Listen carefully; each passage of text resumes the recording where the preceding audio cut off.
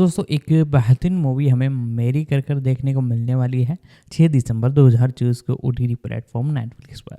जी हाँ दोस्तों, ये एक बेहतरीन मूवी रहने वाली है और ये एक तरह से मैं आपको बता दूँ सस्पेंस मूवी रहने वाली है और आप इसे एंजॉय कर पाओगे नेटफ्लिक्स के ओटीटी प्लेटफॉर्म पर। तो पूरी जानकारी मैं इस वीडियो में आपको बताने वाला हूँ, तो वीडियो को लाइक कर दे, इसके बारे में और जानकारी मैं आपको बताता हूँ। मैरी डीजे कारुसो द्वारा निर्देशित एक आगामी महाकाव्य बाइबिल फिल्म है। इसमें नोआ कोहेन, इडो ताको और एंथनी हॉपकिंस है।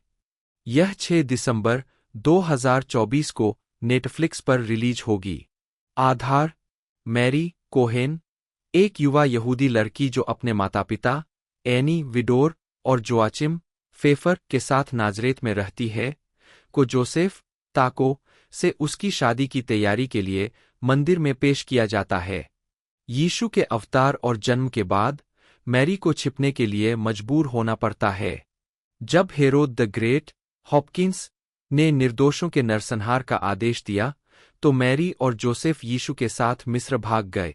गालना: नोआ कोहेन मैरी के रूप में, युवा मैरी के रूप में मिला हैरिस, इडो ताको जोसेफ, एंथनी हॉपकिंस राजा हेरोद के रूप में, स्टेफनी नूर सेलोमी के रूप में, सुसान ब्राउन अन्ना भविष्यवक्ता के रूप में, ओरी फेफर जोआचिम के रूप में, इमोन फेरेन शैतान के रूप में, हिला विडोर एनी के रूप में, मिली अविटल मरियम ने, मार्सेलस के रूप में गुडमुंडुर थोरवाल्डसन, डडली ओशोग्नेसी गेब्रियल के रूप में, केरेन तजुर एलिजाबेथ, बाबा बेन बूटा के रूप में मेहमत कुर्तुलुस, मेलाची के रूप में मिलो जुरोविक, सोफियाने एल खालिदी एक निराश तीर्थयात्री के रूप में। उत्पादन विकास: टिमोथी माइकल हेस ने विभिन्न ईसाई, यहूदी और मुस्लिम धार्मिक नेताओं और विद्वानों के साथ परामर्श करने के बाद 2020 में मूल पटकथा लिखी थी। एक स्क्रिप्ट को अंतिम रूप देने से पहले 74 ड्राफ्ट से गुजरना पड़ा। 2 लॉस एंजल्स के रोमन कैथोलिक आर्चरायसी के सहायक बिशप डेविड जी ओकोनेल ने फिल्म में निर्देशक डीजे कारुसो के आध्यात्मिक सलाहकार के रूप में काम किया। 3 पादरी जोएल ओस्टीन ने कार्यकारी निर्माता के रूप में काम किया। 4 रलाई: नवागंतुक नोआ कोहेन को चुने जाने से पहले मैरी की भूमिका के लिए लगभग 75 महिलाओं ने ऑडिशन दिया था। कारुसो ने कहा, हमारे लिए यह महत्वपूर्ण था कि प्रामाणिकता सुनिश्चित करने के लिए मैरी हमारे अधिकांश प्राथमिक कलाकारों के साथ इजराइल से चुनी जाए। 5 फिलिस्तीनी अभिनेताओं की जगह इजरायली अभिनेताओं को चुनने के फैसले की बाद में सोशल मीडिया पर तीखी आलोचना हुई। 6-7 फिल्मांकन मोरक्को में हुआ और अप्रैल 2024 तक पूरा हो गया। 1-8 मुक्त करना: नेटफ्लिक्स ने सितंबर 2024 में वितरण के लिए फिल्म का अधिग्रहण किया। 9 प्रमोशनल स्टिल्स 15 अक्टूबर 2024 को जारी किए गए और ट्रेलर 12 नवंबर 2024 को जारी किया गया। 4-10 फिल्म 6 दिसंबर 2024 को रिलीज होगी। मैरी एलो एक अमेरिकी फिल्म और टेलीविजन निर्माता है जो आस्था आधारित एक्शन और ड्रामा पर ध्यान केंद्रित करती है। वह बेवर्ली हिल्स, कैलिफोर्निया में स्थित एलो एंटरटेनमेंट की मालिक है, जिसने battle in Seattle, when a man falls in the forest, while she was out, numb, tortured और the princess and the marine सहित फिल्मों का निर्माण किया है। शिक्षा और प्रारंभिक कैरियर: एलो का जन्म फिलाडेल्फिया, पेंसिल्वेनिया में 3 लड़कियों में सबसे छोटी के रूप में हुआ था। वह दक्षिणी कैलिफोर्निया विश्वविद्यालय में भाग लेने के लिए लॉस एंजल्स चली गई, जहां उन्होंने अन्य छात्रों के साथ रॉक नामक एक संगीत पत्रिका में भाग लिया, जिसे 35 देशों में वितरित किया गया। पत्रकारिता में उनकी रुचि ने उन्हें यूएस वीकली और एंटरटेनमेंट वीकली रेडियो के लिए एक मनोरंजन रिपोर्टर के रूप में काम करने के लिए प्रेरित किया। एलो न्यूयॉर्क चली गई और सीबीएस के गेराल्डो जैसे टॉक शो का निर्माण करने लगीं। बाद में वह पश्चिमी तट पर वापस चली गईं, जहां उन्होंने पैरामाउंट टेलीविजन पर हार्ड कॉपी नामक एक न्यूज मैगजीन शो का निर्माण किया। उन्होंने the Susan Power show, multimedia Inc, caught in the act, NBC Dick Clark productions और केस क्लोज्ड, यूएसए नेटवर्क जैसे रियलिटी टीवी शो और स्पेशल का निर्माण किया। एलो का पहला कार्यकारी निर्माता का श्रेय Columbia TriStar television film the princess and the marine को दिया गया था। इसके बाद उन्होंने when a man falls in the forest, numb, battle in Seattle, tortured, while she was out और हॉलीवुड एंड वाइन जैसी फीचर लेंथ फिल्मों का निर्माण किया। 2. व्यक्तिगत जीवन। एलो बच्चों, महिलाओं और जानवरों का समर्थन करने वाले चैरिटी में भाग लेती है। वह पासाडेना ह्यूमन सोसाइटी और पिट बुल रेस्क्यू की सक्रिय सहायक सदस्य है। फिल्मोग्राफी। निर्माता। फिल्म क्रेडिट की आंशिक सूची। डाउनटाउन, ए स्ट्रीट टेल 2004, सिएटल में लड़ाई 2007, सुन 2007, जब एक आदमी जंगल में गिरता है 2007, while she was out 2008, 3, tortured 2008, cabin fever 2, spring fever 2009, the ascent 2010, Hollywood और वाइन 2010, 10,000 संत 2015, माँ और बेटियाँ 2016, wild oats 2016, the Weinstein company और द एक्सचेंज के साथ, 55 कदम 2017, बीस्ट ऑफ बर्डन 2017, मारा 2018, प्रिय तानाशाह 2018, द ब्रॉलर 2019, किलरमैन 2019, 4, वांडर 2020, 5, शांति भंग करना 2020, television, current affair TV series. निर्माता गेराल्डो 1991 से 1992, टीवी सीरीज। निर्माता सीबीएस। हार्ड कॉपी 1992 से 1993, टीवी सीरीज। निर्माता Paramount television. Caught in the act 1993, TV. निर्माता Dick Clark production, NBC. Case closed 1993, TV series. निर्माता USA network. The Suzanne Power show 1994 से 1995, TV. कार्यकारी निर्माता मल्टीमीडिया मनोरंजन, syndicated. All together now 1995, TV pilot. निर्माता Columbia TriStar television. The princess and the marine 2001, TV movie. कार्यकारी निर्माता Columbia picture, NBC. Room 401 2008, TV series. कार्यकारी निर्माता एश्टन कुचर के साथ भागीदारी, एमटीवी।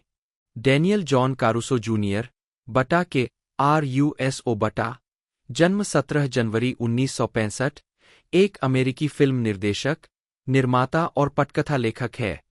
उनके काम में कई तरह की शैलियाँ शामिल है, जिनमें thriller, Disturbia, taking lives, drama, standing up, horror, the disappointments room और action, I Am Number 4, XXX, return of Xander Cage शामिल है। उन्होंने the shield, over there, Smallville और डार्क एंजल जैसी टेलीविजन सीरीज के कई एपिसोड भी निर्देशित किए हैं। उनकी ज्यादातर फिल्में थ्रिलर और एक्शन फिल्म शैलियों में आती है। प्रारंभिक जीवन और शिक्षा। कारुसो का जन्म नॉरवॉक, कनेक्टिकट में लोरेन, जुल्लो और डैनियल जॉन कारुसो के बेटे के रूप में हुआ था, जो एक सैलून, हाउस ऑफ ब्यूटी के मालिक थे।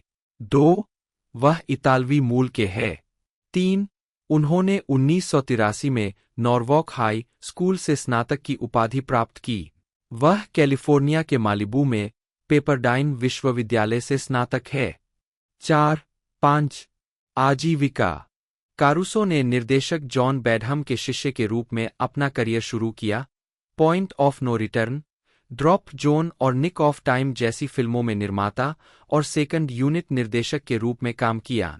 उन्होंने हाई इंसिडेंट और बियॉन्ड बिलीफ, फैक्ट और फिक्शन जैसी टेलीविजन सीरीज के कई एपिसोड के अलावा 2 टेलीविजन फिल्मों का निर्देशन भी किया। उनकी फीचर फिल्म निर्देशन की पहली फिल्म द साल्टनसी थी, जो 2002 की एक स्टाइलिश क्राइम थ्रिलर थी जिसमें वैल किल्मर और विंसेंट डिनफ्रियो ने अभिनय किया था, जिसने तब से मामूली पंत का दर्जा प्राप्त कर लिया है। कारूसो ने इसके बाद एंजेलिना जोली और एथन हॉक अभिनीत मनोवैज्ञानिक थ्रिलर फिल्म टेकिंग लाइव्स का निर्देशन किया। यह फिल्म 19 मार्च 2004 को सिनेमाघरों में रिलीज हुई, लेकिन बॉक्स ऑफिस की उम्मीदों पर खरी नहीं उतरी। $35 मिलियन के बजट से $529 की कमाई की। हालांकि यह फिल्म होम वीडियो पर सफल साबित हुई और लगातार 3 हफ्तों तक नंबर 1 बेस्ट सेलिंग डीवीडी के रूप में अपना स्थान बनाए रखा। टू फॉर द मनी कारूसो की अगली फिल्म थी, जिसे एक अच्छी तरह से बनाई गई स्पोर्ट थ्रिलर, लेकिन बहुत अधिक विवरणों के साथ माना गया। बाद में इसे 17 जनवरी 2006 को डीवीडी पर रिलीज किया गया। 2007 में कारूसो को स्टीवन स्पीलबर्ग ने डिस्टर्बिया का निर्देशन करने के लिए कहा था। यह फिल्म कारूसो की पहली बड़ी हिट थी, जिसने $20 मिलियन के बजट में $117 मिलियन से अधिक की कमाई की। इसमें शिया लाबेयोफ, सारा रोमर, डेविड मोर्स, आरोन यू और कैरियन मॉस ने अभिनय किया था। यह 13 अप्रैल 2007 को सिनेमाघरों में और 7 अगस्त को डीवीडी पर रिलीज हुई थी। 6 ईगल आई, निर्माता स्पीलबर्ग और अभिनेता लाबेयोफ के साथ कारूसो की दूसरी सहयोग थी। इसमें मिशेल मोनाघन, Billy Bob Thornton, Rosario Dawson ने भी अभिनय किया और यह 26 सितंबर 2008 को सिनेमाघरों में रिलीज हुई। आलोचनात्मक प्रतिक्रियाएं नकारात्मक से मिश्रित थीं, लेकिन अपने शुरुआती सप्ताहांत में फिल्म ने संयुक्त राज्य अमेरिका और कनाडा के 3,510 सिनेमाघरों में $29.1 मिलियन की कमाई की। 2017 तक इसने दुनिया भर में $80 मिलियन के फिल्म बजट के साथ $201 मिलियन की कमाई की है। उन्होंने 2011 में या उपन्यास रूपांतरण आई एम नंबर 4 का निर्देशन किया, जिस फिल्म ने दुनिया भर में $161 मिलियन की कमाई की, लेकिन एक इच्छित सीक्वल के लिए पर्याप्त रुचि पैदा करने में विफल रही। 2 साल बाद उन्होंने आने वाली उम्र की फिल्म स्टैंडिंग अप के साथ एक लंबे समय से जुनून परियोजना को पूरा किया, निर्देशक की पहली पारिवारिक फिल्म। यह ब्रॉक कोल के उपन्यास द गोट्स पर आधारित है। फिल्म में चैंडलर कैंटरबरी और एनालीज बैसो ने 2 गीकी बच्चों की भूमिका निभाई है, जो एक समर कैंप प्रैंक के हिस्से के रूप में नग्न होने और एक द्वीप पर एक साथ छोड़े जाने के बाद खोज और आत्मखोज की यात्रा पर निकलते हैं। कारूसो ने 90 के दशक की शुरुआत में तत्कालीन साथी केन अगुआडो के साथ उपन्यास को रूपांतरित करना शुरू किया, जिन्होंने फिल्म का निर्माण किया था। अगस्त 2013 में कारूसो ने कॉमिक प्रीचर के फिल्म रूपांतरण का निर्देशन करने की योजना बनाई। 7-8 कारूसो सेलिंग टाइम नामक एक फिल्म पर भी काम कर रहे थे, जो विल स्मिथ अभिनीत एक अलौकिक थ्रिलर है, जो एक ऐसे व्यक्ति के बारे में है जिसे अपने जीवन के सबसे बुरे दिन को फिर से जीने का अनूठा अवसर दिया जाता है। बदले में उसे अपनी जीवन प्रत्याशा से 7 साल कम मिल जाते हैं। 9 दोनों परियोजनाएं तब से विफल हो गई है। पूर्व संपत्ति को एएमसी पर प्रसारित एक हिट टेलीविजन श्रृंखला में रूपांतरित किया गया था। वह 2007 में 28 और 29 मई के एपिसोड के लिए Fox reality television show on the lot में अतिथि न्यायाधीश थे। कारूसो ने 2007 में दिस वर्ल्ड फेयर के गीत डोंट मेक मी वेट के लिए अपना पहला संगीत वीडियो निर्देशित किया। 2009 में उन्होंने एयरबोर्न टॉक्सिक इवेंट के गीत समटाइम अराउंड मिडनाइट के लिए संगीत वीडियो का निर्देशन किया। 2 अप्रैल 2015 को कारूसो को जीआई जो फिल्म श्रृंखला में तीसरी किस्त निर्देशित करने के लिए काम पर रखा गया था, जिसमें आरोन बर्ग ने पटकथा लिखी थी। 11-12 अक्टूबर 2015 में अभिनेता और निर्माता विन डीजल ने कारूसो को XXX return of Xander Cage के निर्देशक के रूप में साइन किया था। 13 फिल्म को दुनिया की नंबर 1 फिल्म के रूप में शुरू किया गया था और इसने दुनिया भर में $347 मिलियन कमाए थे। कारुसो ने 1991 में इसी नाम के फ्रैंसिन रिवर्स के उपन्यास पर आधारित फिल्म रिडीमिंग लव का निर्देशन किया। जब उनकी पत्नी ने उन्हें उपन्यास से परिचित कराया तो उन्हें पात्रों और कहानी से प्यार हो गया। फिल्म को 2021 के वसंत में रिलीज के लिए सेट किया गया था 14, लेकिन इसे 2022 की शुरुआत में पुनर्निर्धारित किया गया था। 2024 में कारुसो ने नेटफ्लिक्स के लिए मैरी फिल्म का निर्देशन किया, जो यीशु की मां मैरी के जीवन पर आधारित है। इस फिल्म को फिलिस्तीनी अभिनेताओं की जगह इजरायली अभिनेताओं को लेने के फैसले पर आलोचना का सामना करना पड़ा। 15 कारुसो ने कहा है कि हमारे लिए यह महत्वपूर्ण था कि प्रामाणिकता सुनिश्चित करने के लिए मैरी हमारे अधिकांश प्राथमिक कलाकारों के साथ इजराइल से चुनी जाए। 16 व्यक्तिगत जीवन। कारुसो ने 6 जुलाई 1990 को अभिनेत्री होली क्वेस्पर्ट से शादी की। उनके 5 बच्चे हैं, ब्रैंडन, डैनियल, सोफिया, चार्ली और सैली। 17 वह कैथोलिक है। डो ताको, हिब्रू, जन्म 4 नवंबर 2001, एक इजरायली अभिनेता है। उन्हें 2023 की इजरायली युद्ध drama film the vanishing soldier और 2024 की अमेरिकी बाइबिल महाकाव्य फिल्म मैरी में अभिनय के लिए जाना जाता है। प्रारंभिक जीवन। ताको का जन्म 4 नवंबर 2001 को हुआ था। वे तेल अवीव में पले बढ़े। उनका परिवार यहूदी है। उनके पिता का पक्ष इराक से था और उनकी मां पोलैंड से होलोकॉस्ट उत्तरजीवी थी। जब वे बच्चे थे तब उनकी मां की कैंसर से मृत्यु हो गई थी। आजीविका। 2021 में ताको ने एक युवा टेलीविजन सीरीज में अभिनय किया जो पोलैंड में जर्मन विनाश शिविरों में एक इजरायली युवा समूह की यात्रा के बारे में थी। 3 ताको ने 2023 की इजरायली युद्ध drama film the vanishing soldier में श्लोमी के रूप में अभिनय किया। 4 वह 2023 की युवा ड्रामा टेलीविजन सीरीज मेटुकिम में भी थे। 2024 में उन्होंने फिल्म कम क्लोजर में अभिनय किया। वह आगामी 2024 की फिल्म मैरी में सेंट जोसेफ की भूमिका निभा रहे हैं। सर फिलिप एंथनी हॉपकिंस, जन्म 31 दिसंबर 1937, एक वेल्श अभिनेता है। 2 ब्रिटेन के सबसे पहचाने जाने वाले और विपुल अभिनेताओं में से एक, वे स्क्रीन और मंच पर अपने प्रदर्शन के लिए जाने जाते हैं। हॉपकिंस को कई पुरस्कार मिले हैं, जिनमें 2 अकादमी पुरस्कार, 4 बाफ्टा पुरस्कार, 2 प्राइम टाइम एमी पुरस्कार और 1 लॉरेंस ओलिवियर पुरस्कार शामिल है। उन्हें 2005 में सेसिल बी. डेमिले पुरस्कार और 2008 में लाइफटाइम अचीवमेंट के लिए बाफ्टा फेलोशिप भी मिल चुकी है। 3 उन्हें 1993 में नाटक में उनकी सेवाओं के लिए महारानी एलिजाबेथ द्वितीय द्वारा नाइट की उपाधि दी गई थी। 4 1957 में royal Welsh college of music and drama से स्नातक होने के बाद हॉपकिंस ने लंदन में RADA, royal academy of dramatic art में प्रशिक्षण लिया। उसके बाद लॉरेंस ओलिवियर ने उन्हें देखा, जिन्होंने उन्हें 1965 में रॉयल नेशनल थिएटर में शामिल होने के लिए आमंत्रित किया। नेशनल में प्रस्तुतियों में किंग लियर, उनका पसंदीदा शेक्सपियर नाटक, कोरियोलेनस, मैकबेथ और एंटनी और क्लियोपेट्रा शामिल थे। 1985 में उन्हें डेविड हरे नाटक प्रावदा में उनके प्रदर्शन के लिए प्रशंसा और लॉरेंस ओलिवियर पुरस्कार मिला। उनका अंतिम स्टेज प्ले 1989 में एम. बटरफ्लाई का वेस्ट एंड प्रोडक्शन था। हॉपकिंस की शुरुआती फिल्म भूमिकाओं में the lion in winter 1968, a bridge too far 1977 और द एलिफेंट मैन 1980 शामिल है।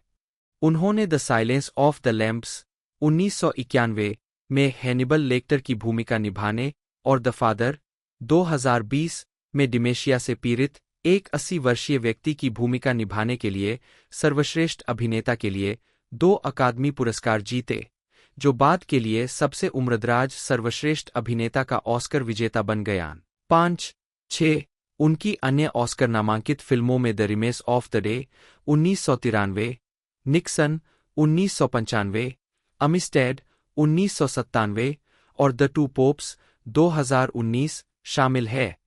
अन्य उल्लेखनीय फिल्मों में 84 Charing Cross road 1987, Howards End 1992, Bram Stoker की Dracula 1992, Shadowlands 1993, legends of the fall 1994, the mask of Zorro 1998 और मार्वल सिनेमैटिक यूनिवर्स की थॉर फ्रेंचाइजी 2011 से 2017 शामिल है।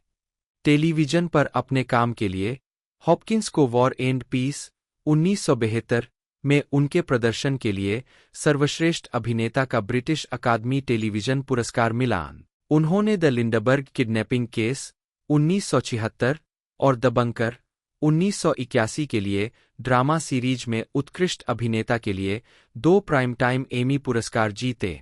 अन्य उल्लेखनीय परियोजनाओं में BBC film the dresser 2015, PBS की किंग लियर 2018 और एचबीओ सीरीज वेस्टवर्ल्ड 2016 से 2018 शामिल है। 7. प्रारंभिक जीवन और शिक्षा। फिलिप एंथनी हॉपकिंस का जन्म 31 दिसंबर 1937 को वेल्स के पोर्ट टेलबोट के मारगाम जिले में हुआ था। 8. एनी मुरील, नी येट्स और बेकर रिचर्ड आर्थर हॉपकिंस के बेटे के रूप में। 9. उनके दादाओं में से एक इंग्लैंड के विल्टशायर से थे। 10. उन्होंने कहा कि उनके पिता के श्रमिक वर्ग के मूल्यों ने हमेशा उनके जीवन को रेखांकित किया है। जब भी मुझे लगता है कि मैं विशेष या अलग हो सकता हूं, मैं अपने पिता के बारे में सोचता हूं और मुझे उनके हाथ याद आते हैं, उनके सख्त, टूटे हुए हाथ। 7. उनके स्कूल के दिन अनुत्पादक थे। वह अपनी पढ़ाई में भाग लेने की बजाय खुद को कला, जैसे पेंटिंग और ड्राइंग या पियानो बजाने में डुबो देते थे। 1949 में अनुशासन सिखाने के लिए उनके माता पिता ने जोर देकर कहा कि 2002 में एक साक्षात्कार में उन्होंने कहा, मैं एक खराब शिक्षार्थी था जिसके कारण मेरा उपहास किया जाता था और मुझमें हीन भावना आ गई थी। मैं इस बात पर पूरी तरह आश्वस्त होकर बड़ा हुआ कि मैं मूर्ख हूं। 11. हॉपकिंस ने 1961 से 1963 तक लंदन में RADA, royal academy of dramatic art में अध्ययन किया। 2005 में उनके शताब्दी समारोह में उनका एक नया चित्र प्रदर्शित किया गया। 12. हॉपकिंस साथी वेल्श अभिनेता रिचर्ड बर्टन से प्रेरित थे, जिनसे उनकी मुलाकात 15 साल की उम्र में हुई थी। बाद में उन्होंने बर्टन को बहुत दयालु, बहुत अच्छा 13 कहा, लेकिन विस्तार से कहा, मुझे नहीं पता कि हर किसी को यह विचार कहाँ से मिला कि हम अच्छे दोस्त थे। मुझे लगता है कि ऐसा इसलिए है क्योंकि हम दोनों वेल्श हैं और एक ही शहर के पास पले बड़े हैं। रिकॉर्ड के लिए, मैं वास्तव में उन्हें बिल्कुल नहीं जानता था। 2. उन्होंने कार्डिफ में royal Welsh college of music and drama में दाखिला लिया, जहां से उन्होंने 1957 में स्नातक किया। 14. अगली बार उनकी मुलाकात बर्टन से 1975 में हुई जब बर्टन पीटर शेफर की इक्वस में मनोचिकित्सक के रूप में हॉपकिंस की भूमिका संभालने के लिए तैयार थे। हॉपकिंस ने कहा, वे एक अभूतपूर्व अभिनेता। 13. उन्होंने 1958 और 1960 के बीच अपनी राष्ट्रीय सेवा में 2 साल बिताए, जो उन्होंने ब्रिटिश सेना की रॉयल आर्टिलरी रेजिमेंट में सेवा की, जहां उन्हें गनर हॉपकिंस के रूप में जाना जाता था। RADA, royal academy of dramatic art में अध्ययन करने के लिए लंदन जाने से पहले, जहां से उन्होंने 1963 में स्नातक किया। हॉपकिंस ने भूमिका को दोहराया, थॉमस हैरिस द्वारा लेक्टर उपन्यासों के पहले 3 के रूपांतरों में प्रतिष्ठित खलनायक की भूमिका में लौटे। लेखक हॉपकिंस के अपने प्रतिपक्षी के चित्रण से कथित तौर पर प्रसन्न थे। हालांकि, हॉपकिंस ने कहा कि रेड ड्रैगन 2002 में उनका चरित्र के रूप में अंतिम प्रदर्शन होगा और वह श्रृंखला के नवीनतम जोड़, हैनिबल राइजिंग 2007 में एक कथात्मक भूमिका भी नहीं निभाएंगे। 36. अगले वर्ष साइलेंस ऑफ द लैम्प्स के लिए ऑस्कर जीतने के बाद, हॉपकिंस को मार्क जोफ की फिल्म स्पॉट्सवुर और विज्ञान कथा फिल्म फ्रीजैक में दिखाया गया और उन्होंने रिचर्ड एटनबरो की जीवनी पर आधारित ड्रामा चैपलिन 1992 में हॉपकिंस ने ईएम फोर्स्टर के उपन्यास हॉवर्ड्स एंड पर आधारित मर्चेंटाइवरी की पीरियड फिल्म में अभिनय किया। हॉपकिंस ने एम्मा थॉम्पसन और हेलेना बोनहम कार्टर के साथ अभिनय किया, जहां उन्होंने ठंडे व्यापारी हेनरी विल्कॉक्स की भूमिका निभाई। फिल्म को आलोचकों की भारी प्रशंसा मिली। आलोचक लियोनार्ड माल्टिन ने इसे हर स्तर पर असाधारण रूप से अच्छा कहा। 37-38 अगले वर्ष हॉपकिंस ने मर्चेंट आइवरी और एमा थॉम्पसन के साथ the remains of the day 1993 में फिर से काम किया। यह फिल्म काजुओ इशिगुरो के उपन्यास पर आधारित 1950 के युद्ध के बाद के ब्रिटेन में से थी। द हॉलीवुड रिपोर्टर के डेविड हंटर ने हॉपकिंस के प्रदर्शन की प्रशंसा करते हुए इसे विशाल और टूर डी फोर्स बताया। 40 बटलर स्टीवंस की भूमिका निभाते हुए हॉपकिंस ने इसे अपनी पसंदीदा फिल्मों में से एक बताया। 41 उन्हें उनके प्रदर्शन के लिए सर्वश्रेष्ठ अभिनेता के लिए अकादमी पुरस्कार के लिए नामांकित किया गया और उन्हें सर्वश्रेष्ठ अभिनेता के लिए बाफ्टा पुरस्कार मिला। 42 हॉपकिंस ने 1993 की ब्रिटिश जीवनी पर आधारित फिल्म शैडोलैंड्स में ऑक्सफोर्ड के अकादमिक सीएस लुईस का किरदार निभाया था, जिसके लिए उन्हें सर्वश्रेष्ठ अभिनेता के लिए बाफ्टा पुरस्कार के लिए नामांकित किया गया था। 42 उसी वर्ष उन्होंने नाटक द इनोसेंट 1993 में इसाबेला रोसेलिनी के साथ अभिनय किया, जिसे इसी नाम के इयान मैकेवान उपन्यास से रूपांतरित किया गया था। इस अवधि के दौरान हॉपकिंस को 2 फिल्मों में बार्ट द बियर के साथ काम करने का मौका मिला, लीजेंड्स ऑफ द फॉल 1994 और द एज 1997। ट्रेनर लिन सीस के अनुसार टोनी हॉपकिंस बार्ट के साथ बिल्कुल शानदार थे। उन्होंने एक साथी अभिनेता की तरह उन्हें स्वीकार किया और उनका सम्मान किया। वह बार्ट को देखने और उनकी प्रशंसा करने में घंटों बिता देते थे। उन्होंने बार्ट के साथ अपने कई दृश्य खुद किए। 43 हॉपकिंस 1998 में ब्रिटेन के सबसे अधिक भुगतान पाने वाले कलाकार थे। उन्होंने द मास्क ऑफ जोरो और मीट जो ब्लैक में अभिनय किया और 15 मिलियन पाउंड की फीस पर डॉ. हैनिबल लेक्टर के रूप में अपनी भूमिका को फिर से निभाने के लिए भी सहमत हुए। 44-2000 लंदन फिल्म संग्रहालय में हॉपकिंस द्वारा हैनिबल में पहनी गई लेक्टर टी-शर्ट प्रदर्शित। हॉपकिंस की तस्वीर ओलिवर मार्क द्वारा ली गई। बर्लिन 2001। 2000 में हॉपकिंस ने रॉन हॉवर्ड की how the Grinch stole Christmas की लाइव एक्शन रीमेक की कहानी सुनाई। इसके बाद उन्होंने the silence of the lambs 1991 के सीक्वल में हैनिबल लेक्टर की भूमिका को दोहराया, जिसका नाम बस हैनिबल 2001 था। निर्देशक रिडले स्कॉट और अभिनेत्री जूलियन मूर ने जोनाथन डेमे और जोडी फोस्टर की जगह ली, जिन्होंने सीक्वल में भाग लेने से इनकार कर दिया। हॉपकिंस, जिन्होंने पहले सर्वाइविंग पिकासो 1996 में मूर के साथ अभिनय किया था, ने पटकथा को मंजूरी देते हुए भूमिका करने पर सहमति व्यक्त की। पुस्तक में लेक्टर खुद को प्लास्टिक सर्जरी के मरीज के रूप में छिपाने के लिए पट्टियों का उपयोग करता है। इसे फिल्म से बाहर रखा गया था। 45 हॉपकिंस ने कहा, ऐसा लगता है जैसे वह एक बयान दे रहा है, मुझे पकड़ लो अगर तुम पकड़ सको। अपनी बड़ी टोपी के साथ वह इतना स्पष्ट है कि कोई भी नहीं सोचता कि वह हैनिबल लेक्टर है। मैंने हमेशा सोचा है कि वह एक बहुत ही सुंदर आदमी है, एक पुनर्जागरण आदमी।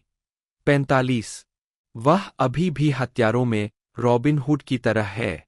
वह हत्या करता है, उन्हें क्या कहते हैं, बेहद असभ्य।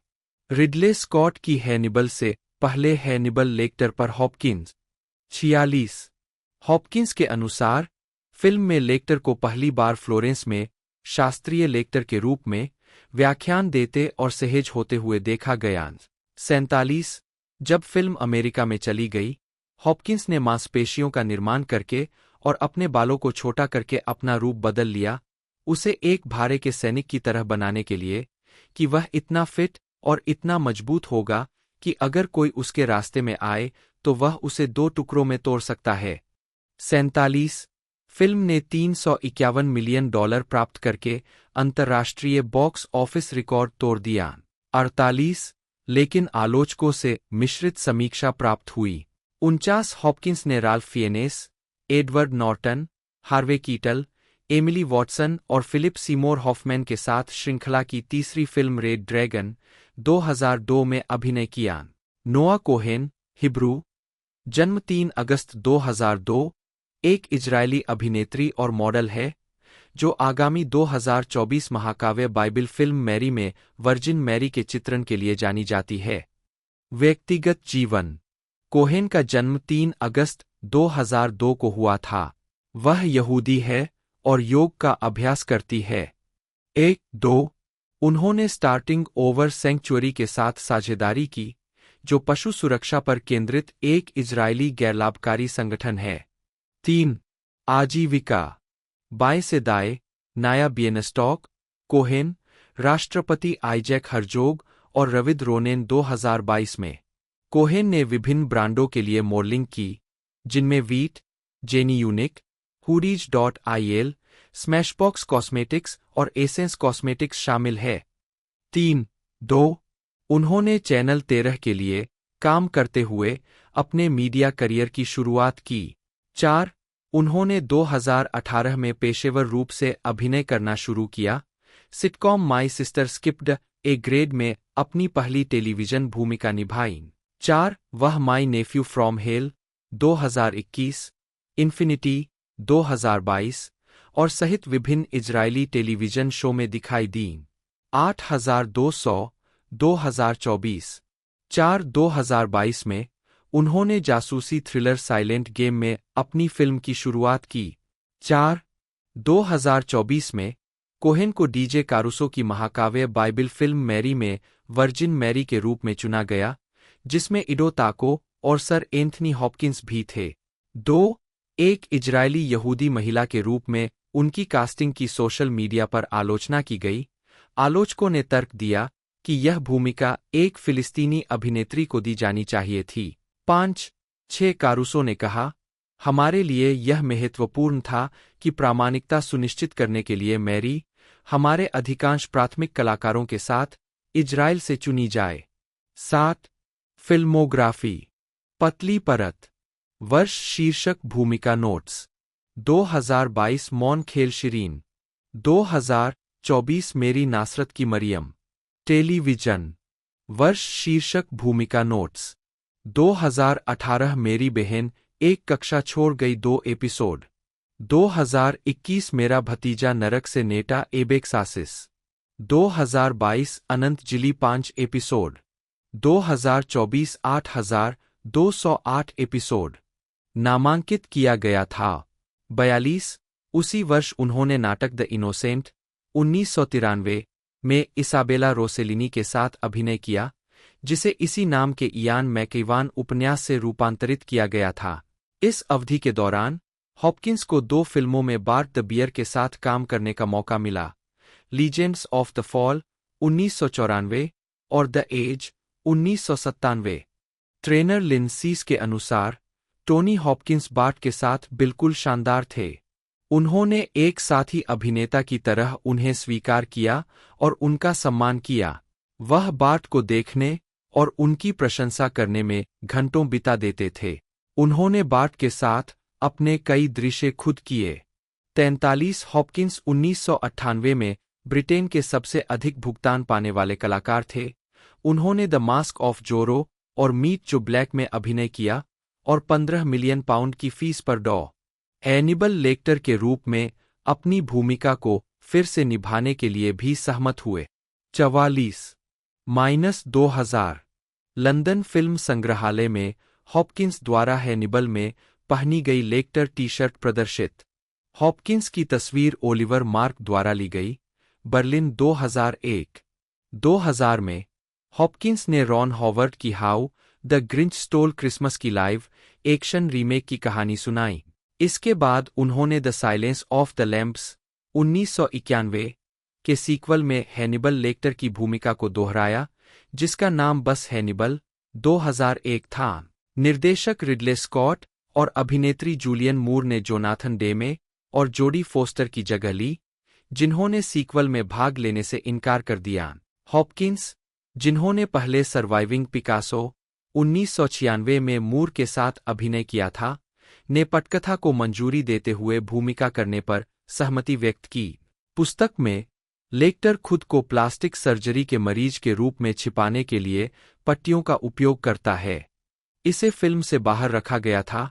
45 हॉपकिंस ने कहा, ऐसा लगता है जैसे वह एक बयान दे रहा है, मुझे पकड़ लो अगर तुम पकड़ सको। अपनी बड़ी टोपी के साथ वह इतना स्पष्ट है कि कोई भी नहीं सोचता कि वह हैनिबल लेक्टर है। मैंने हमेशा सोचा है कि वह एक बहुत ही सुंदर आदमी है, एक पुनर्जागरण आदमी। 45 वह अभी भी हत्यारों में रॉबिन हुड की तरह है।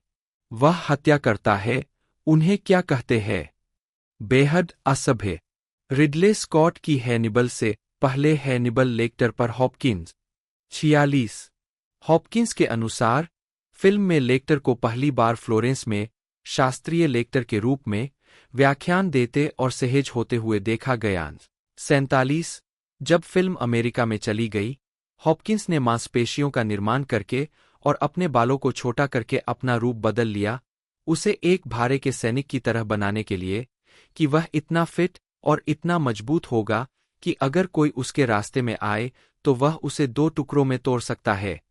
47 फिल्म ने $351 मिलियन प्राप्त करके अंतर्राष्ट्रीय बॉक्स ऑफिस रिकॉर्ड तोड़ दिया। 48 लेकिन आलोचकों से मिश्रित समीक्षा प्राप्त हुई। 49 हॉपकिंस ने Ralph Fiennes, Edward Norton, Harvey Keitel, Emily Watson और फिलिप सीमोर हॉफमैन के साथ श्रृंखला की तीसरी फिल्म रेड ड्रैगन 2002 में अभिनय किया। हॉपकिंस 2005 टोरंटो अंतर्राष्ट्रीय फिल्म महोत्सव में। 2003 में हॉपकिंस को हॉलीवुड वॉक ऑफ फेम पर 1 स्टार मिला। 50 हॉपकिंस ने कहा कि बर्ट मुनरो के रूप में उनकी भूमिका, जिसे उन्होंने अपनी 2005 की film the world's fastest Indian में चित्रित किया था, उनकी पसंदीदा थी। उन्होंने यह भी कहा कि मुनरो सबसे आसान भूमिका थी जो उन्होंने निभाई थी, क्योंकि दोनों पुरुषों का जीवन के प्रति समान दृष्टिकोण है। 51 2006 में हॉपकिंस लाइफटाइम अचीवमेंट के लिए Golden Globe Cecil B. DeMille पुरस्कार के प्राप्तकर्ता थे। 52 2008 में उन्हें बाफ्टा अकादमी फेलोशिप पुरस्कार मिला, जो ब्रिटिश फिल्म अकादमी द्वारा दिया जाने वाला सर्वोच्च पुरस्कार है। 53 चैनल 4 द्वारा आयोजित 2003 के एक सर्वेक्षण में हॉपकिंस को 100 महानतम मूवी स्टार्स की सूची में 7वें स्थान पर रखा गया था। 54 2010 के दशक 24 फरवरी 2010 को यह घोषणा की गई कि हॉपकिंस को द राइट में कास्ट किया गया है, जो 28 जनवरी 2011 को रिलीज हुई थी। उन्होंने एक पुजारी की भूमिका निभाई जो भूत भगाने का विशेषज्ञ है और जिसके तरीके जरूरी नहीं कि पारंपरिक हों। 55 हॉपकिंस एक अज्ञेयवादी, जिसे यह कहते हुए उद्धृत किया गया है कि मुझे नहीं पता कि मैं क्या विश्वास करता हूं, खुद व्यक्तिगत रूप से कथित तौर पर एक पंक्ति लिखी थी, कुछ दिन मुझे नहीं पता कि मैं भगवान या सांता क्लॉज या टिंकरबेल में विश्वास करता हूं, इसे पहचानने के लिए उनके चरित्र में। 56 2011 में हॉपकिंस ने कहा है, मुझे जो पसंद है वह अनिश्चितता है। मुझे नहीं पता, आपको नहीं पता। 57 21 सितंबर 2011 को Peter R. 58 kidnapping Freddy Heineken 2015 में रिलीज हुई थी। 59 हॉपकिंस ने मार्वल कॉमिक्स के थॉर के 2011 के फिल्म रूपांतरण में ओडिन, ऑलफादर या अस्गार्ड के राजा की भूमिका निभाई थी और 2013 में थॉर द डार्क वर्ल्ड में ओडिन के रूप में अपनी भूमिका को फिर से निभाएंगे और फिर 2017 की थॉर रैग्नारोक में भी। 60 हॉपकिंस ने सच्चा गर्वसी की बायोपिक हिचकॉक में अल्फ्रेड हिचकॉक की भूमिका निभाई थी, जिसमें हेलेन मिरेन ने हिचकॉक की पत्नी अल्मा रेविल की भूमिका निभाई थी। फिल्म साइको और उसके बाद के फिल्मांकन पर केंद्रित है। उन्होंने कॉमेडी एक्शन फिल्म रेड 2 2013 में मुख्य प्रतिपक्षी एडवर्ड बेली की भूमिका निभाई थी। 2014 में उन्होंने डैरेन एरोनोफ्स्की की नूह में मेथुसेलह की भूमिका निभाई थी। हॉपकिंस 2005 टोरंटो अंतर्राष्ट्रीय फिल्म महोत्सव में। 2003 में हॉपकिंस को हॉलीवुड वॉक ऑफ फेम पर 1 स्टार मिला। 50 हॉपकिंस ने कहा कि बर्ट मुनरो के रूप में उनकी भूमिका, जिसे उन्होंने अपनी 2005 की film the world's fastest Indian में चित्रित किया था, उनकी पसंदीदा थी। उन्होंने यह भी कहा कि मुनरो सबसे आसान भूमिका थी जो उन्होंने निभाई थी, क्योंकि दोनों पुरुषों का जीवन के प्रति समान दृष्टिकोण है। 51 2006 में हॉपकिंस लाइफटाइम अचीवमेंट के लिए Golden Globe Cecil B. DeMille पुरस्कार के प्राप्तकर्ता थे। 52 2008 में उन्हें बाफ्टा अकादमी फेलोशिप पुरस्कार मिला, जो ब्रिटिश फिल्म अकादमी द्वारा दिया जाने वाला सर्वोच्च पुरस्कार है। 53 चैनल 4 द्वारा आयोजित 2003 के एक सर्वेक्षण में हॉपकिंस को 100 महानतम मूवी स्टार्स की सूची में 7वें स्थान पर रखा गया था। 54 2010 के दशक 24 फरवरी 2010 को यह घोषणा की गई कि हॉपकिंस को द राइट में कास्ट किया गया है, जो 28 जनवरी 2011 को रिलीज हुई थी। उन्होंने एक पुजारी की भूमिका निभाई, जो भूत भगाने का विशेषज्ञ है और जिसके तरीके जरूरी नहीं कि पारंपरिक हों।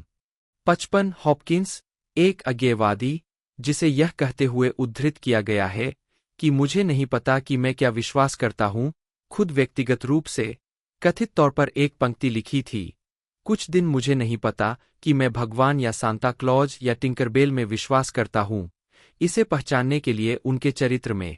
56 2011 में हॉपकिंस ने कहा है, मुझे जो पसंद है वह अनिश्चितता है। मुझे नहीं पता, आपको नहीं पता। 57 21 सितंबर 2011 को Peter R. 58 kidnapping Freddy Heineken 2015 में रिलीज हुई थी। 59 हॉपकिंस ने मार्वल कॉमिक्स के थॉर के 2011 के फिल्म रूपांतरण में ओडिन, ऑलफादर या अस्गार्ड के राजा की भूमिका निभाई थी और 2013 में थॉर द डार्क वर्ल्ड में ओडिन के रूप में अपनी भूमिका को फिर से निभाएंगे और फिर 2017 की थॉर रैग्नारोक में भी। 60 हॉपकिंस ने सच्चा गर्वसी की बायोपिक हिचकॉक में अल्फ्रेड हिचकॉक की भूमिका निभाई थी, जिसमें हेलेन मिरेन ने हिचकॉक की पत्नी अल्मा रेविल की भूमिका निभाई थी। फिल्म साइको और उसके बाद के फिल्मांकन पर केंद्रित है। उन्होंने कॉमेडी एक्शन फिल्म रेड 2 2013 में मुख्य प्रतिपक्षी एडवर्ड बेली की भूमिका निभाई थी। 2014 में उन्होंने डैरेन एरोनोफ्स्की की नूह में मेथुसेलह की भूमिका निभाई थी। अक्टूबर 2015 में हॉपकिंस BBC 2 द्वारा रोनाल्ड हार्वुड के द ड्रेसर के प्रोडक्शन में इयान मैककेलेन, एडवर्ड फॉक्स और एमिली वॉटसन के साथ सर की भूमिका में दिखाई दिए। 62 द ड्रेसर ब्लिट्ज के दौरान एक लंदन थिएटर में सेट है, जहां एक उम्रदराज अभिनेता प्रबंधक सर अपने समर्पित ड्रेसर नॉर्मन की मदद से किंग लियर में अपनी अभिनीत भूमिका के लिए तैयारी करता है। 62 हॉपकिंस ने सर के रूप में अपनी भूमिका को मेरे जीवन का मुख्य आकर्षण बताया। यह उन अभिनेताओं के साथ काम करने का मौका था जिनसे मैं दूर भाग गया था। किसी अन्य अभिनेता की भूमिका निभाना मजेदार है, क्योंकि आप उनकी सोच के बारे में सब कुछ जानते हैं। 7 उन्होंने 2018 में फिर से उस भूमिका के प्रभाव पर बात की। जब मैं उन सभी वर्षों पहले रॉयल नेशनल थिएटर में था, तो मुझे पता था कि मेरे अंदर कुछ है, लेकिन मेरे पास अनुशासन नहीं था। मेरे पास वेल्श स्वभाव था और मेरे पास वह फिट होने का तंत्र नहीं था। मैं लड़ता, मैं विद्रोह करता। मैंने सोचा, ठीक है, मैं यहाँ का नहीं हूँ। और उसके बाद लगभग 50 वर्षों तक मुझे यह महसूस हुआ कि मैं कहीं का नहीं हूँ, मैं अकेला हूँ।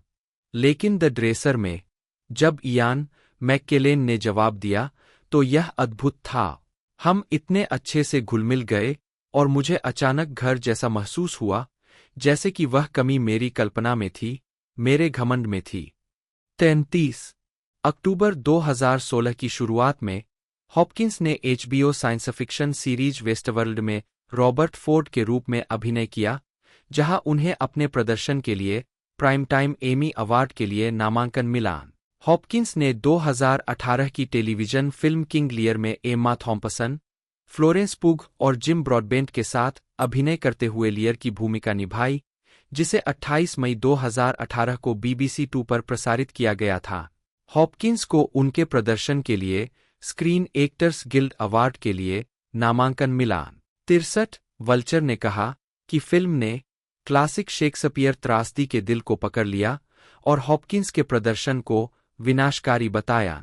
64 2019 में हॉपकिंस ने फर्नांडो मीरेल्स की द टू पोप्स में पोप बेनेडिक्ट 16 के विपरीत जोनाथन प्राइसे को पोप फ्रांसिस के रूप में चित्रित किया। उन्होंने कहा, महान खजाना निर्देशक मीरेल्स के अलावा प्राइसे के साथ काम करना था। हम दोनों वेल्स से है, वह उत्तर से है और मैं दक्षिण से हूँ। 65 फिल्म वेटिकन लीग कांड के बाद वेटिकन सिटी में सेट की गई है और पोप बेनेडिक्ट 16वें का अनुसरण करती है, क्योंकि वह कार्डिनल जॉर्ज मारियो बर्गोग्लियो को एक आर्कबिशप के रूप में इस्तीफा देने के अपने फैसले पर पुनर्विचार करने के लिए मनाने का प्रयास करता है, क्योंकि वह पोप का पद छोड़ने के अपने इरादों को स्वीकार करता है। 66 अगस्त 2019 प्राइस और हॉपकिंस के अभिनय के साथ साथ मैककार्टन की पटकथा को आलोचकों से उच्च प्रशंसा मिली और तीनों पुरुषों को अकादमी पुरस्कार, गोल्डन ग्लोब और ब्रिटिश अकादमी फिल्म पुरस्कार में उनके काम के लिए नामांकन मिला। अक्टूबर 2015 में हॉपकिंस BBC 2 द्वारा रोनाल्ड हारवुड के द ड्रेसर के प्रोडक्शन में इयान मैककेलेन, एडवर्ड फॉक्स और एमिली वॉटसन के साथ सर की भूमिका में दिखाई दिए।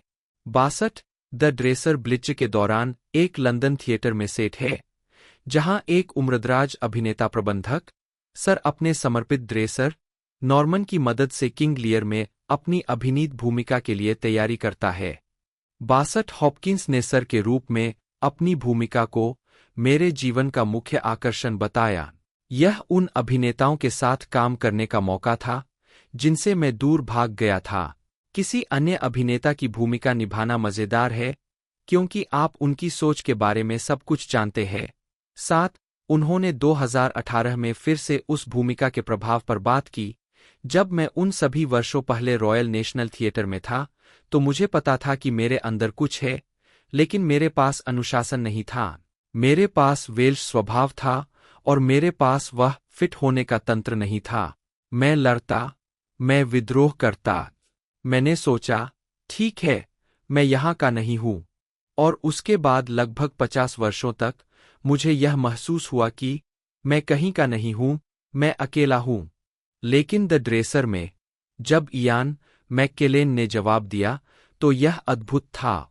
हम इतने अच्छे से घुल-मिल गए और मुझे अचानक घर जैसा महसूस हुआ, जैसे कि वह कमी मेरी कल्पना में थी, मेरे घमंड में थी।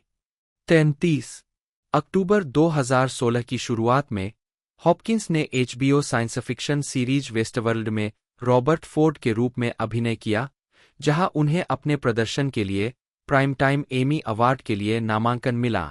हॉपकिंस ने 2018 की टेलीविजन फिल्म किंग लियर में एम्मा थॉम्पसन, फ्लोरेंस पुग और जिम ब्रॉडबेंट के साथ अभिनय करते हुए लियर की भूमिका निभाई, जिसे 28 मई 2018 को BBC 2 पर प्रसारित किया गया था। हॉपकिंस को उनके प्रदर्शन के लिए स्क्रीन एक्टर्स गिल्ड अवार्ड के लिए नामांकन मिला। 63 वल्चर ने कहा कि फिल्म ने क्लासिक शेक्सपियर त्रासदी के दिल को पकड़ लिया और हॉपकिंस के प्रदर्शन को विनाशकारी बताया। 64 2019 में हॉपकिंस ने फर्नांडो मीरेल्स की द टू पोप्स में पोप बेनेडिक्ट 16 के विपरीत जोनाथन प्राइसे को पोप फ्रांसिस के रूप में चित्रित किया। उन्होंने कहा, महान खजाना निर्देशक मीरेल्स के अलावा प्राइसे के साथ काम करना था। हम दोनों वेल्स से है, वह उत्तर से है और मैं दक्षिण से हूँ। 65 फिल्म वेटिकन लीग कांड के बाद वेटिकन सिटी में सेट की गई है और पोप बेनेडिक्ट 16वें का अनुसरण करती है, क्योंकि वह कार्डिनल जॉर्ज मारियो बर्गोग्लियो को एक आर्कबिशप के रूप में इस्तीफा देने के अपने फैसले पर पुनर्विचार करने के लिए मनाने का प्रयास करता है, क्योंकि वह पोप का पद छोड़ने के अपने इरादों को स्वीकार करता है। 66 अगस्त 2019 प्राइस और हॉपकिंस के अभिनय के साथ साथ मैककार्टन की पटकथा को आलोचकों से उच्च प्रशंसा मिली और तीनों पुरुषों को अकादमी पुरस्कार, गोल्डन ग्लोब और ब्रिटिश अकादमी फिल्म पुरस्कार में उनके काम के लिए नामांकन मिला। हॉपकिंस ने भूमिका को दोहराया, थॉमस हैरिस द्वारा लेक्टर उपन्यासों के पहले 3 के रूपांतरों में प्रतिष्ठित खलनायक की भूमिका में लौटे। लेखक हॉपकिंस के अपने प्रतिपक्षी के चित्रण से कथित तौर पर प्रसन्न थे। हालांकि हॉपकिंस ने कहा कि रेड ड्रैगन 2002 में उनका चरित्र के रूप में अंतिम प्रदर्शन होगा और वह श्रृंखला के नवीनतम जोड़ हैनिबल राइजिंग 2007 में एक कथात्मक भूमिका भी नहीं निभाएंगे। 36 अगले वर्ष साइलेंस ऑफ द लैम्प्स के लिए ऑस्कर जीतने के बाद हॉपकिंस को मार्क जोफ की फिल्म स्पॉट्सवुर और विज्ञान कथा फिल्म फ्रीजैक में दिखाया गया और उन्होंने रिचर्ड एटनबरो की जीवनी पर आधारित ड्रामा चैपलिन 1992 में हॉपकिंस ने E.M. फोर्स्टर के उपन्यास हॉवर्ड्स एंड पर आधारित मर्चेंट आइवरी की पीरियड फिल्म में अभिनय किया। हॉपकिंस ने एम्मा थॉम्पसन और हेलेना बोनहम कार्टर के साथ अभिनय किया जहां उन्होंने ठंडे व्यापारी हेनरी विल्कॉक्स की भूमिका निभाई। फिल्म को आलोचकों की भारी प्रशंसा मिली। आलोचक लियोनार्ड माल्टिन ने इसे हर स्तर पर असाधारण रूप से अच्छा कहा।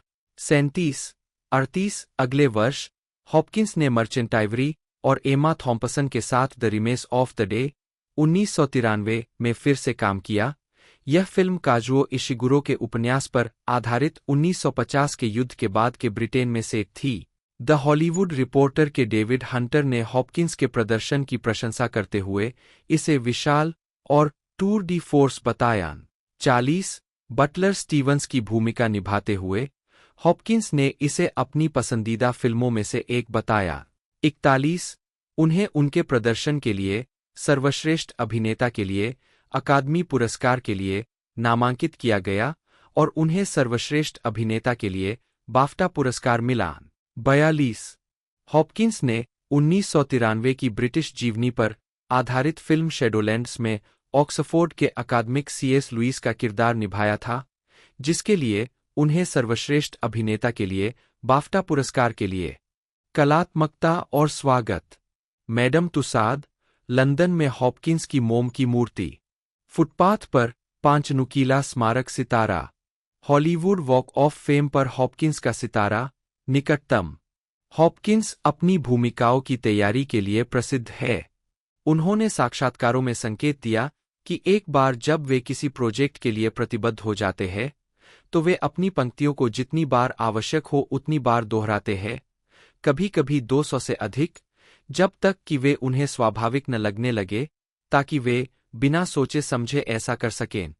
इससे डिलीवरी की लगभग आकस्मिक शैली बन जाती है जो पहले से की गई जमीनी तैयारी को झुठलाती है, जबकि यह कुछ सावधानीपूर्वक सुधार की अनुमति दे सकता है। इसने उन्हें कभी-कभी निर्देशक के साथ संघर्ष में भी ला दिया है जो स्क्रिप्ट से अलग हो जाता है या अभिनेता की राय में अत्यधिक संख्या में टेक की मांग करता है। हॉपकिंस ने कहा है कि एक दृश्य के साथ समाप्त होने के बाद वे बस पंक्तियों को त्याग देते हैं, बाद में उन्हें याद नहीं रखते हैं। यह दूसरों से अलग है जो आमतौर पर एक फिल्म से अपनी पंक्तियों को याद रखते हैं, यहां तक कि सालों बाद भी। 1970 के दशक के मध्य में उन्होंने रिचर्ड एटनबरो के साथ सहयोग शुरू किया, जिन्होंने उन्हें अपनी पीढ़ी का सबसे महान अभिनेता कहा। एटनबरो, जिन्होंने हॉपकिंस को 5 मौकों पर निर्देशित किया था, ने पाया कि शैडोलैंड्स 1993 के फिल्मांकन के दौरान अपने 2 सितारों हॉपकिंस और डेब्रा विंगर के अलग-अलग दृष्टिकोणों को समायोजित करने के लिए खुद को बहुत दूर तक जाना पड़ा, जिन्होंने कई दृश्य साझा किए। जहां हॉपकिंस एक नए टेक की सहजता को पसंद करते थे और रिहर्सल को कम से कम रखना पसंद करते थे, वहीं विंगर लगातार रिहर्सल करते थे। इसके लिए एटनबरो विंगर की रिहर्सल के दौरान हॉपकिंस की जगह खड़े होते थे, उन्हें केवल टेक से पहले आखिरी रिहर्सल के लिए बुलाया जाता था। निर्देशक ने हॉपकिंस की प्रशंसा की। यह असाधारण क्षमता आपको यह विश्वास दिलाती है कि जब आप उन्हें सुनते हैं तो यह पहली बार है जब उन्होंने यह पंक्ति कही है। यह एक अविश्वसनीय उपहार है। 16 अपनी पंक्तियों को याद रखने की क्षमता के लिए प्रसिद्ध, हॉपकिंस कविता और शेक्सपियर जैसी चीजों को याद करके अपनी याददाश्त को बनाए रखते हैं। स्टीवन स्पीलबर्ग की अमिस्टेड 1997 में हॉपकिंस ने एक ही बार में 7 पन्नों का कोर्टरूम भाषण याद करके क्रू को चकित कर दिया। एक अतिशयोक्तिपूर्ण स्पीलबर्ग हॉपकिंस को टोनी कहने के लिए खुद को तैयार नहीं कर पाए और पूरे शूट के दौरान उन्हें सर एंथनी के रूप में संबोधित करने पर जोर दिया। 2016 में रेडियो टाइम्स के साथ एक साक्षात्कार में हॉपकिंस ने पोर्ट टैलबोट, वेल्स में बड़े होने के दौरान से ही लोगों को डराने की अपनी क्षमता के बारे में बात की। मुझे नहीं पता कि क्यों, लेकिन मुझे हमेशा से पता था कि लोगों को क्या डराता है। जब मैं बच्चा था तो मैं सड़क के आसपास की लड़कियों को ड्रैकुला की कहानी सुनाता था और मैं थथथ करता था, चूसने की आवाज जिसे उन्होंने the silence of the lamps में दोहराया था। नतीजतन वे चीखते हुए भाग जाती थीं। 100 उन्होंने साथी कलाकारों के साथ पहली बार साइलेंस ऑफ द लैम्प्स की स्क्रिप्ट को पढ़ना याद किया। मुझे नहीं पता था कि वे इसे क्या बनाने जा रहे थे, लेकिन मैंने इसे तैयार कर लिया था। जोडी फोस्टर के लिए मेरी पहली पंक्ति थी, सुप्रभात, आप जैक क्रॉफर्ड में से एक है ना? सभी लोग स्तब्ध रह गए। एक सन्नाटा छा गया। फिर निर्माताओं में से एक ने कहा, हे भगवान, कुछ भी मत बदलो। 100 खलनायक की भूमिका निभाने के हॉपकिंस के दृष्टिकोण पर द गार्जियन में मिरांडा सॉयर लिखती है, जब वह जानबूझकर डरावने लोगों को चित्रित करते हैं तो वह उन्हें चुपचाप निभाते हैं, उनके भयावह नियंत्रण पर जोर देते हैं। 33 अपने पसंदीदा प्रदर्शनों पर बोलते हुए, जिसने उन्हें अभिनय के प्रति अपने दृष्टिकोण में प्रेरित किया, मॉर्गन फ्रीमैन ने the remains of the day में हॉपकिंस के बटलर स्टीवंस के चित्रण का उल्लेख किया।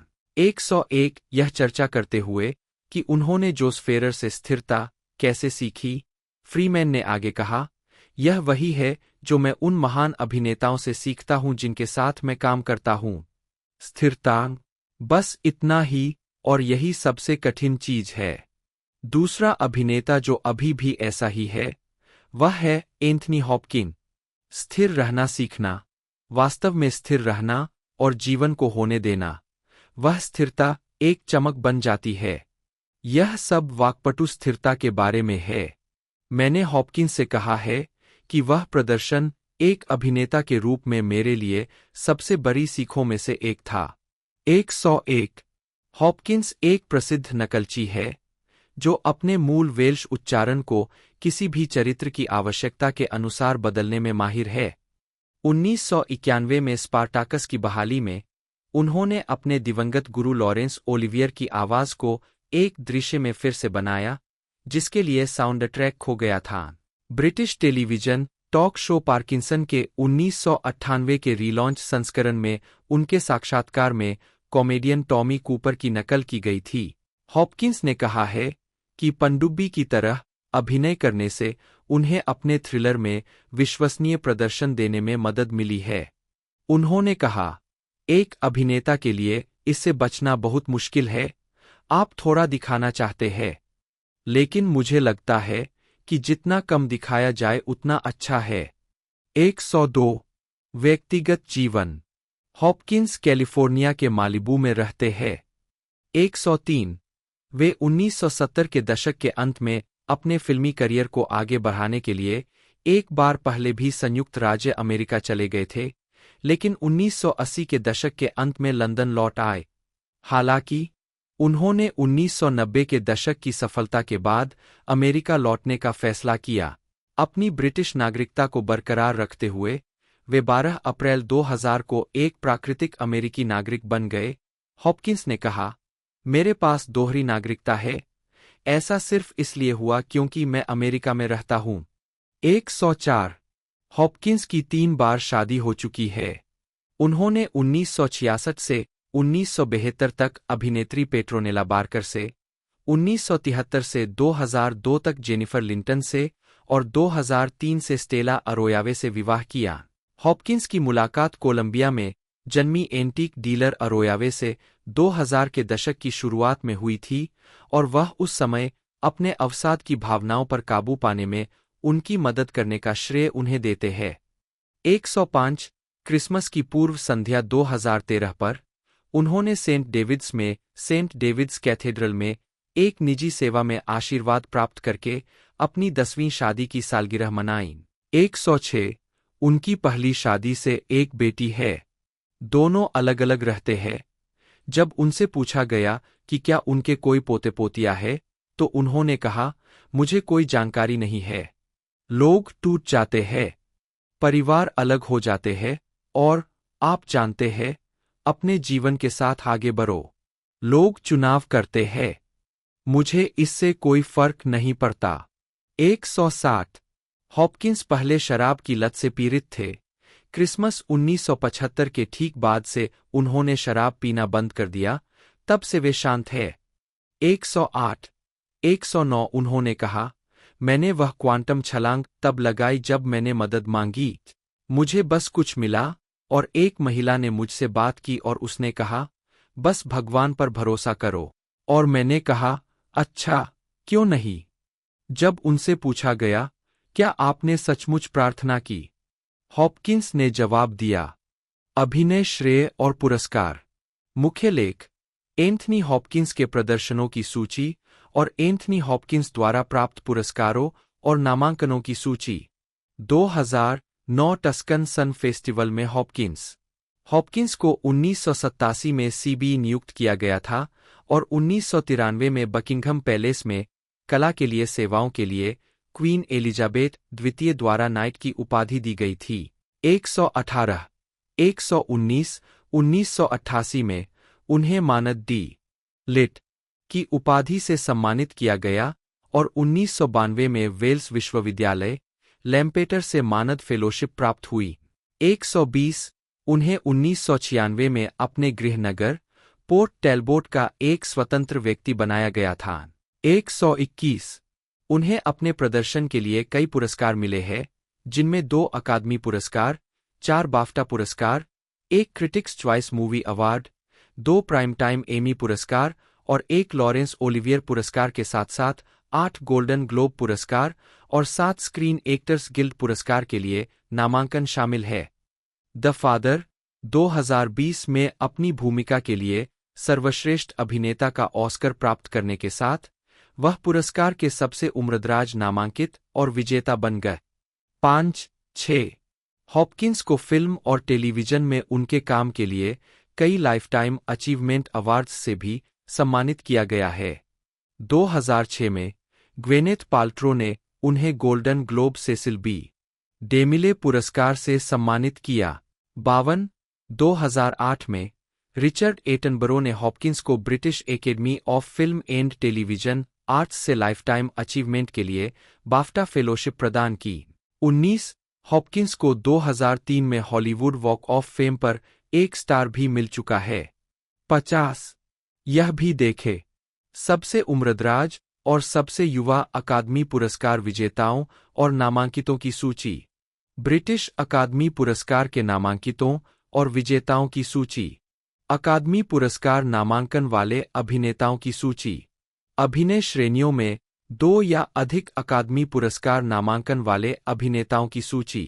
अभिनय श्रेणियों में 2 या अधिक अकादमी पुरस्कार जीतने वाले अभिनेताओं की सूची।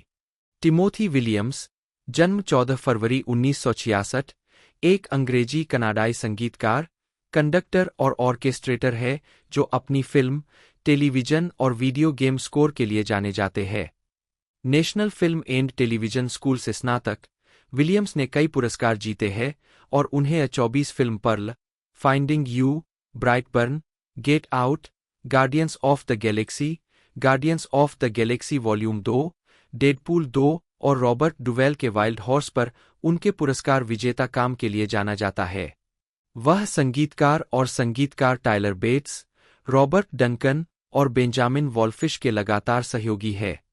प्रारंभिक जीवन और शिक्षा।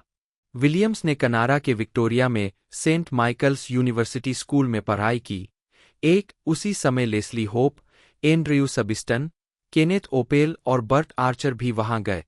इसके बाद उन्होंने इंग्लैंड में national film and television school में दाखिला लिया और यूसीएलए एक्सटेंशन और एसीएपी फिल्म स्कोरिंग वर्कशॉप में अपनी पढ़ाई आगे बढ़ाई। आजीविका। थिएटर। विलियम्स ने संगीत नेपोलियन लिखा, जो 1994 में टोरंटो के एल्गिन थिएटर में शुरू हुआ। इसे सर्वश्रेष्ठ नए संगीत के लिए डोरा पुरस्कार के लिए नामांकित किया गया था। ईएमआई ने अपने एंजेल ब्रॉडवे लेबल पर एक हाइलाइट्स एल्बम जारी किया। 1996 में वे इंग्लैंड चले गए और निर्देशक गेल एडवर्ड्स और फ्रांसेस्का जाम्बेलो के साथ मिलकर नेपोलियन को फिर से तैयार किया, जब तक कि 2000 में लंदन के वेस्ट एंड थिएटर डिस्ट्रिक्ट में शाफ्टसबरी थिएटर में इसका उद्घाटन नहीं हुआ। नेपोलियन ने 2015 में एनवाईएमएफ में एक प्रदर्शन किया, जो पूरी तरह से नई किताब और कई नए गानों के साथ मूल शो की पुनर्कल्पना थी। जुलाई 2017 में एक भव्य नया प्रोडक्शन नेपोलियन सियोल के चार्लोट थिएटर में सीमित 3 महीने के लिए खुला। यह जल्द ही गर्मियों की नंबर 1 बिकने वाली टिकट बन गई। इसमें बीएपी के डेह्युन और बीटीओबी के चांगसप के साथ लिम ताई क्यूंग, माइकल ली और हान जी सांग जैसे प्रसिद्ध संगीत अभिनेताओं सहित 54 कलाकार शामिल है। यह रिचर्ड ओजूनियन द्वारा निर्देशित किया गया था और इसमें सभी नए सेट, वेशभूषा, अनुमान, ऑर्केस्ट्रेशन शामिल थे और इसका कोरियाई में अनुवाद किया गया था। इसे शानदार समीक्षा मिली। ब्रॉडवे एशिया द्वारा एशिया में इसका प्रतिनिधित्व किया जाता है। अगस्त 2022 में नेपोलियन का डच में अनुवाद किया गया और हॉलैंड में प्रदर्शन किया गया। सितंबर 2022 में नेपोलियन का फ्रेंच में अनुवाद किया गया। पतली परत। विलियम्स ने कई पुरस्कार विजेता फीचर फिल्मों के लिए संगीत तैयार किया है, जिनमें ए24 की Pearl, Bagman, finding you, Brightburn, wild horses शामिल है, जिनके लेखन, निर्देशन और अभिनय में रॉबर्ट डुवेल, जोश हार्टनेट और जेम्स फ्रेंको ने अहम भूमिका निभाई है। We summon the darkness, Disney Junior की पाइनी द लोनसम पाइन, जिसमें जोनाथन प्राइस और साइमन पेग ने अभिनय किया है। वॉकिंग विद द एनिमी, जिसमें बेन किंग्सले ने अभिनय किया है, जिसका स्कोर 2015 अकादमी पुरस्कारों की योग्य सूची में था और जिसने फ्लिफ में सर्वश्रेष्ठ फिल्म का पुरस्कार जीता। पियर्स ब्रॉसन अभिनीत जॉन मूर द्वारा निर्देशित आईटी, ब्रायन बॉग द्वारा निर्देशित आई एम नॉट अशेम्ड, जिसे 2017 डव पुरस्कारों में सर्वश्रेष्ठ फिल्म के लिए नामांकित किया गया। स्कॉट ईस्टवुड और वाल्टन गोगिंस अभिनीत डियाब्लो, जिसने सैन डिएगो फिल्म समारोह में सर्वश्रेष्ठ फिल्म का पुरस्कार जीता। द बटरफ्लाई सर्कस, जिसने 35 से अधिक सर्वश्रेष्ठ फिल्म पुरस्कार जीते। टॉम हैंक्स द्वारा निर्मित द्वितीय विश्व युद्ध पर आधारित वृत्तचित्र। उन्हें कई पुरस्कार प्राप्त हुए हैं, जिनमें 2023 best UK critics horror score का विजेता, 2023 best international critics horror score के लिए नामांकन और सर्वश्रेष्ठ स्कोर के लिए 2023 क्रिस्टल पाइन अवार्ड नामांकन। रेड स्काई के लिए 2 motion picture AC golden reel award नामांकन, 4 थिया अवार्ड जीत, 10 एसीएपी प्लस अवार्ड और बटरफ्लाई सर्कस के लिए 24 एफपीएस फेस्टिवल में सर्वश्रेष्ठ स्कोर का विजेता और वी समन द डार्कनेस के लिए एलए स्क्रीमफेस्ट में सर्वश्रेष्ठ स्कोर का विजेता शामिल है। हाल की फिल्मों में your monster, Pearl, the swearing jar, finding you, Brightburn शामिल है, जिसे फिल्म म्यूजिक मैगजीन में 2019 के सर्वश्रेष्ठ स्कोर में सूचीबद्ध किया गया था। पाइन, द लोनसम पाइन, जिसमें साइमन पेग और जोनाथन प्राइसे ने अभिनय किया था, जो डिज्नी जूनियर पर रिलीज हुई थी, और मार्क मेयर्स द्वारा निर्देशित वी समन द डार्कनेस, जिसने स्क्रीमफेस्ट एलए में सर्वश्रेष्ठ स्कोर जीता था। उन्होंने कई प्रमुख फिल्मों में अतिरिक्त संगीत दिया, जिनमें get out, Hobbs and Shaw, guardians of the galaxy, Deadpool 2, guardians of the galaxy volume 2, Conan the barbarian, 300, Watchmen, super, sucker punch, डूमसरे, शार्क नाइट 3D शामिल है। आगामी फिल्मों में लायंसगेट की the Bagman, intermedium, founders day और your monster शामिल है। 2 नृत्य का समय पीटर गिलबर्ट अतिरिक्त संगीतकार। आधा मर चुका वाद्यवृंदकार। 2005 Gotham cafe Jack Edward Sawyer संगीतकार। शैतान का अस्वीकार रोब जोम्बी ऑर्केस्ट्रेटर और कंडक्टर। 2 के बाद का क्षण जागृति वेस लेवेलिन संगीतकार। 2006 लुरकना जेम्स गन वाद्यवृंदकार। 300 Zack Snyder orchestrator, conductor, choral arranger और अतिरिक्त संगीत के संगीतकार। 2007 एक कुत्ते का नाश्ता, डेविड हेवलेट संगीतकार। विप्थन डगलस, एल फोडरजेंट संगीतकार। मार्क हेलर संगीतकार। हेलोवीन रोब जोम्बी ऑर्केस्ट्रेटर और कंडक्टर। 2008 कयामत का दिन नील मार्शल ऑर्केस्ट्रेटर, कंडक्टर और अतिरिक्त संगीत के संगीतकार। उस दिन तक पृथ्वी अभी भी खड़ा था, स्कॉट डेरिक्सन ऑर्केस्ट्रेटर और कंडक्टर। 2009 ऊपर हवा में, वेस लेवेलिन संगीतकार। स्टार क्रॉस्ड, मार्क हेलर संगीतकार। तितली सर्कस, जोशुआ वीगेल संगीतकार। प्लेमोबिल, समुद्री डाकू द्वीप का रहस्य, अलेक्जेंडर सोकोलोव संगीतकार। सभी सीमाओं से परे, डेविड ब्रिग्स संगीतकार। चौकीदार, जैक स्नाइडर संगीतकार, अतिरिक्त संगीत, ऑर्केस्ट्रेटर और कंडक्टर। 2010 पीतल का सांड, डगलस एल फोडरजेंट संगीतकार। शहतूत का पेड़, मार्क हेलर संगीतकार। रास्ता, एमिलियो एस्टेवेज ऑर्केस्ट्रेटर एवं कंडक्टर। बहुत अच्छा, जेम्स गन अतिरिक्त संगीत संगीतकार। 2011 रक्त सैनिक, पूछताछ, जेक थॉर्नटन संगीतकार। ल्यूटेफिस्क युद्ध, क्रिस्टोफर पेन्नेक। डेविड ई हॉल संगीतकार। तेज डंक मारने वाला हरा, भिंड, मिशेल गोंड्री वाद्यस्थान। अनपेक्षित घूंसा, जैक स्नाइडर संगीतकार, अतिरिक्त संगीत, ऑर्केस्ट्रेटर और conductor. Conan the barbarian, Marcus Nispel संगीतकार, अतिरिक्त संगीत, ऑर्केस्ट्रेटर और कंडक्टर। हकदार, आरोन वुडली ऑर्केस्ट्रेटर और कंडक्टर। 2012 भविष्य के लोक का इतिहास, Jeremy Kipp Walker. John Anderson Mitchell संगीतकार। The darkest hour, Chris Gorak वाद्यवृंदकार। Premium rush, David Koepp orchestrator और कंडक्टर। 2013 दुश्मन के साथ चलना, मार्क श्मिट संगीतकार। 2014 लाल आसमान, मारियो वैन पीबल्स संगीतकार। Guardians of the Galaxy, James Gunn संगीतकार, अतिरिक्त संगीत, ऑर्केस्ट्रेटर और कंडक्टर। खंडित, डगलस एल फोडरजेंट संगीतकार। डिबग, डेविड हेवलेट संगीतकार। सूर्य शैतान और राजकुमारी, स्टीवन आयरोमलुई संगीतकार। 2015 जंगली घोड़े, रॉबर्ट डुवेल संगीतकार। डियाब्लो, लॉरेंस रोएक संगीतकार। मुझे मार डालो, जानलेवा, डेरेट सैंडर्स वाद्यवृंदकार। 2016 मुझे शर्म नहीं आती, ब्रायन बाउआ संगीतकार। यह जॉन मूर संगीतकार। स्पार्क, ए स्पेस टेल, आरोन वुडली वाद्यवृंदकार। छिपे हुए, आंकरे थियोडोर मेल्फी कंडक्टर। 2017 टैंक, केली मेडिसन संगीतकार। चले जाओ, जॉर्डन पील संगीतकार, अतिरिक्त संगीत, ऑर्केस्ट्रेटर और conductor. Guardians of the galaxy खंड 2, James Gunn arranger, synth programmer, conductor और lead orchestrator. Annabelle, creation, David F Sandberg conductor. यह एंडी मुशिएती कंडक्टर। जीने के लिए 24 घंटे, ब्रायन स्मर्स अतिरिक्त संगीत संगीतकार। 2018 Deadpool 2, David Leitch conductor, orchestrator और प्रोग्रामर। वह जासूस जिसने मुझे छोड़ दिया, सुजाना फोगेल कंडक्टर, ऑर्केस्ट्रेटर और programmer. Christopher Robin, Mark Foster conductor. सबसे अंधेरा दिमाग, जेनिफर यूह नेल्सन कंडक्टर। नोक्टान, एंडी शूलर। सीन, माइकल विलियम्स संगीतकार। दोस्तों इसे रिलीज़ किया जाएगा 6 दिसंबर 2024 को। जी हाँ दोस्तों, ये इसकी रिलीजिंग डेट रहने वाली है। यूनाइटेड स्टेट्स की कंट्री रहने वाली है, साथ ही साथ यूनाइटेड किंगडम में इसे एक तरह से बनाया गया है। बाकी मेन बेस लैंग्वेज इसकी इंग्लिश रहने वाली है और डीजे क्रिकेट इसके डायरेक्टर हैं जिन्होंने इसे डायरेक्ट किया है।